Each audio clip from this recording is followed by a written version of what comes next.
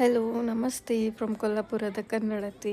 So ಮೊನ್ನೆ ಇತ್ತು ಸಂಕಷ್ಟಿ. ನಾವು ಕೊಲ್ಲಾಪುರದಾಗ ಪ್ಯೂರ್ ವೆಜ್ ರೆಸ್ಟೋರೆಂಟನ್ನ ಸರ್ಚ್ ಮಾಡ್ಬೇಕಾದ್ರೆ ನಮ್ಗೆ ಸಿಗ್ತೈತೆ ಗಾರ್ಗಿ ಸ್ಪೆಷಲ್ ಥಾಲಿದ ಒಂದು ರೆಸ್ಟೋರೆಂಟ್. ಅದ್ರ ಹೆಸರು ಬಂದುಬಿಟ್ಟು ನೈವೇದ್ಯ ಅಂತೇಳಿ.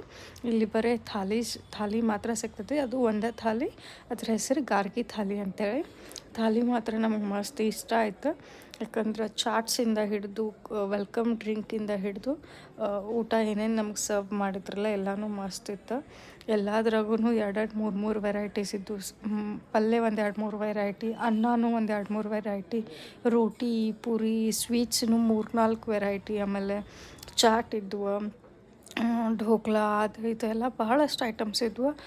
ಅಷ್ಟೂ ಇನ್ಫ್ಯಾಕ್ಟ್ ನಾನು ಪ್ಲೇಟ್ನಾಗ ಕವರ್ ಮಾಡಿಲ್ಲ. ಬಟ್ ಮಸ್ತ್ ಅನ್ಸಿತ್ತು. ನೀವು ಒಂದು ಕೊಲ್ಲಾಪುರ್ನಾಗಿದ್ರೆ ಅಂದ್ರೆ ನೈವೇದ್ಯ ಹೋಟೆಲಿಗೆ ಒಂದು ಸತ ಶೋರ್ ಹೋಗಿ ಬರ್ರಿ, ಚಲೋ ಐತಿ.